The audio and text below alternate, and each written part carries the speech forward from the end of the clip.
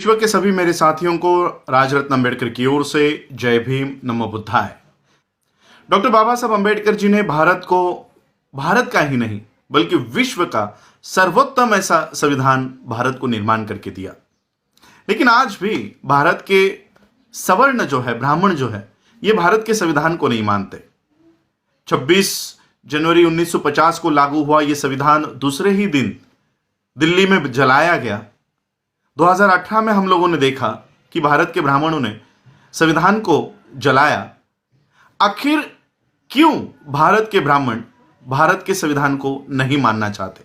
मैं आपको भारत के संविधान का आर्टिकल 13 आप लोगों को दिखाना चाहता हूं। क्यों भारत का ब्राह्मण भारत के संविधान को नहीं मानना चाहता? आर्टिकल 13 में डॉक्टर बाबा साहब अंबेडकर लिखते हैं, इंग्लिश में मैं ये पढ़ूंगा, उसका अर्थ मैं आपको हिंदी में समझाता हूं। लॉज इनकंसिस्टेंट विथ और in derogation of the fundamental rights.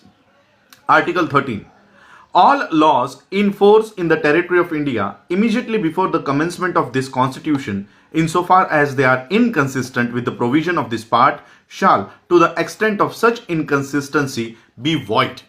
बाबा साहब अंबेडकर आर्टिकल 13 भारत के संविधान के आर्टिकल 13 में लिखते हैं कि यह संविधान लागू होने से पहले, भारत का संविधान लागू होने से पहले भारत में जितने भी कानून हैं, जितने भी प्रथाएं हैं, जितने भी इस देश के भूमि के ऊपर प्रथाएं लागू है, मैं आज से उसको शून्य घोषित करता हूं।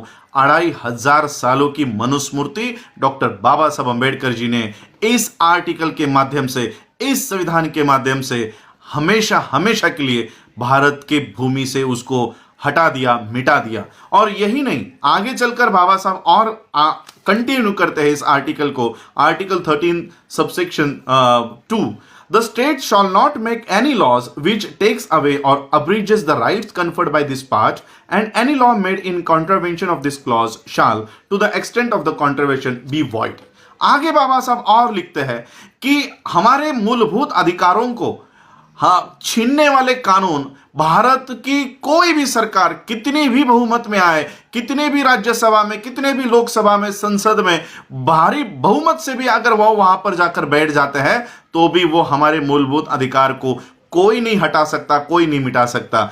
एक आर्टिकल में बाबा साहब मनुस्मृति को हमेशा हमेशा के लिए भारत से निकाल देते हैं, और दूसरे आर्टिकल में बाबा साहब लिखते हैं कि कितने भी संख्या में तुम लोग आ जाओ, फिर भी इस देश में मनुस्मृति को वापस नहीं ला सकते। और इसलिए भारत का ब्राह्मण इस भारत के संविधान का द्वेष करता है, नफरत करता है, क्योंकि बाबा साहब ने हमेशा हमेशा के लिए 2500 सालों से इस देश में अस्तित्व में रही हुई मनुस्मृति को हमेशा के लिए मिटा दिया। मनुस्मृति क्या है?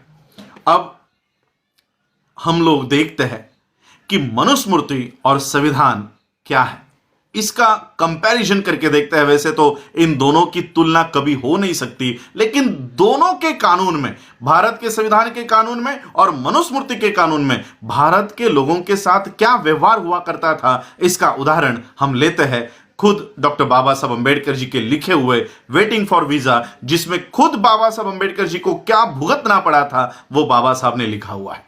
अब हम अपने मूल विषय के ऊपर आते हैं, द अनटोल्ड अंबेडकर। ये तो बाबा साहब ने ऑलरेडी बताया हुआ है, लेकिन इन बातों को आगे लेकर नहीं आते, इसलिए यह भाग मैं अनटोल्ड अंबेडकर में शामिल कर रहा हूं। बाबा साहब अंबेडकर जी जब छोटे थे, 12-13 साल के थे, तब उनके पिताजी किसी और जगह पर उनकी पोस्टिंग हो गई थी, और इसलिए जब बाबा साहब के पिताजी रामजी बाबा ने देखा कि अभी बच्चों की छुट्टियां लग गई है, तो क्यों ना बच्चों को मेरे यहां पर बुलाया जाए।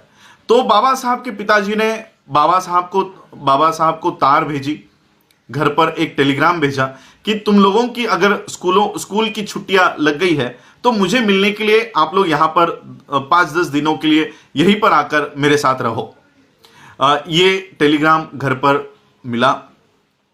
रामजी बाबा ने उस टेलीग्राम में लिखा था, उस चिट्ठी में लिखा था कि कौन सी ट्रेन पकड़ के आना है, और जब तुम लोग उस जिस दिन आने के लिए निकलोगे उस दिन मुझे एक टेलीग्राम कर देना कि इस गाड़ी से इस दिन हम लोग आ रहे हैं, ताकि मैं आप लोगों को लेने के लिए स्टेशन पर आ जाऊं। बाबा साहब को ये टेलीग्राम मिला। बाबा साहब ने और बाबा साहब के बहनों के बच्चे, बाबा साहब उस समय 12-13 साल के थे, बाबा साहब जी के जो बहनें थी उनकी शादियां बहुत जल्दी हो गई थी, इसलिए उनके जो बच्चे थे वो भी बाबा साहब से 2-3 साल छोटे थे। तो बाबा साहब और बाबा साहब के बड़े भाई आनंद और बाबा साहब के बहनों के बच्चे, ऐसे 5-6 लोग मिलकर बाबा साहब के पिताजी को मिलने के लिए निकल पड़े। बाबा साहब ने टेलीग्राम कर दिया कि हम इस ट्रेन से उतरने वाले हैं, इस ट्रेन से आने वाले हैं, आप हमको लेने के लिए इस दिन पहुंच जाओ। अब ये टेलीग्राम ही बाबा साहब के पिताजी को मिला नहीं, तो बाबा साहब के पिताजी को पता ही नहीं था कि मेरे बच्चे कौन से ट्रेन से आने वाले हैं और कौन से दिन आने वाले हैं। अब बाबा साहब ट्रेन पकड़ के प्लेटफॉर्म पर आकर उतर गए, सारे बच्चों के साथ उतर गए। सभी ट्रेन में से उतरी हुई भीड़ अपने अपने दिशा में चली गई। बच्चे वैसे ही प्लेटफॉर्म पर अपने पिताजी की राह देख रहे हैं। सभी लोग जाने के बाद स्टेशन मास्टर ने देखा ये बच्चे तो अच्छे घर के लग रहे हैं, अच्छे कपड़े पहने हुए हैं। वो स्टेशन मास्टर इन बच्चों के पास आया और बच्चों को पूछा कि कहाँ जाना है, किनके बच्चे हो। तो बाबा साहब ने बताया, वो टेलीग्राम बताया कि हम मेजर सूबेदार रामजी अंबेडकर जी के बच्चे हैं और हमको हमारे पिताजी ने बुलाया है। वो हमको लेने के लिए आने वाले थे, शायद हमारा टेलीग्राम उनको मिला नहीं है तो इसलिए वो हमको लेने के लिए नहीं पहुंच पाए। हमको इस पते के ऊपर जाना है, हमें यहां पर छोड़ दीजिए। तो स्टेशन मास्टर ने वहीं पर बगल में एक बैलगाड़ी खड़ी हुई थी, उस बैलगाड़ी वाले को बुलाया और कहा कि देखो ये अच्छे घर के बच्चे हैं, मेजर सूबेदार मेजर के बच्चे हैं, आप एक काम करो, इनको इस पते पर छोड़ कर आओ। तो वो बैलगाड़ी वाले ने सभी बच्चों को बैलगाड़ी में बिठाया।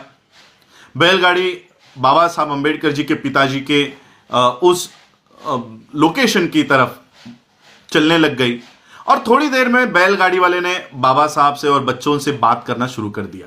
और बातों बातों में बैलगाड़ी वाले ने बाबा साहब कौन से जाति के हैं, कौन से वर्ण के हैं, ये सारी हकीकत उस बैलगाड़ी वाले ने प्राप्त कर ली। बैलगाड़ी वाले को जैसे ही पता चला कि बाबा साहब एक अछूत है, अछूत के बच्चे हैं, वैसे ही उसने बैलगाड़ी रोकी और बैलगाड़ी रोककर सभी बच्चों को नीचे उतारा। बाबा साहब ने कहा कि हमको हमारे पिता के यहां छोड़ो। बैलगाड़ी वाले ने कहा कि तुमने मुझसे झूठ कहा और मेरे बैलगाड़ी में बैठे हो। मेरी बैलगाड़ी तुम लोगों ने अपवित्र कर दी है, तुम शूद्रों के बच्चे हो, अछूतों के बच्चे हो, मेरे बैलगाड़ी में बैठना ये तुम्हारा अधिकार नहीं है। बाबा साहब सभी बच्चे बैलगाड़ी से नीचे उतरे। बाबा साहब के पास कुछ पैसे थे। बाबा साहब ने कहा ये ज्यादा पैसे ले लो लेकिन हमको छोड़ दो। अब ज्यादा पैसों के लालच में बैलगाड़ी वाले ने कहा ठीक है, लेकिन तुम लोग अछूतों के बच्चे हो इसलिए मेरे बैलगाड़ी में नहीं बैठ सकते। तुम मेरे बैलगाड़ी के पीछे पीछे चलते चलते आओ और जब तुम थक जाओ तब मुझे बता देना, तुमको मैं बैलगाड़ी में बिठा दूंगा और मैं बैलगाड़ी से नीचे उतर के ये बैलगाड़ी आगे लेकर जाऊंगा। तुम अछूतों के बच्चे हो इसलिए मैं तुम्हारे बगल में नहीं बैठ सकता। तो जिस तरह से तय हुआ, सभी बच्चे बैलगाड़ी के पीछे पीछे पीछे पीछे चल रहे थे। 3-4 किलोमीटर बीतने के बाद बाबा साहब को प्यास लग गई। बाबा साहब ने बैलगाड़ी वाले से कहा कि आपके पास जो पानी है वो मुझे थोड़ा दीजिए, मुझे बहुत प्यास लगी है। बैलगाड़ी वाले ने कहा तुम लोग अछूतों के बच्चे हो, मैं तुम लोगों को अपना पानी नहीं पिला सकता, लेकिन आगे कोई अगर तालाब आता है, कोई नदी आती है तो मैं वो गाड़ी रुकाकर तुम लोग पानी पीकर आ जाओ। बहुत देर हो चुकने के बाद कोई तालाब, कोई नदी नहीं आ रही थी। उस बैलगाड़ी वाले ने देखा कि आगे कुछ पानी दिखाई दे रहा है। बैलगाड़ी वाले ने बैलगाड़ी रोकी और बाबा साहब से कहा कि देखो वहां पर कुछ पानी है। बाबा साहब और सभी बच्चे उस पानी की ओर गए। नजदीक जाकर देखा तो वो कीचड़ में थोड़ा बहुत पानी दिखाई दे रहा था। बाबा साहब ने देखा ये तो कीचड़ है, यहाँ का पानी मैं कैसे पी सकता हूँ।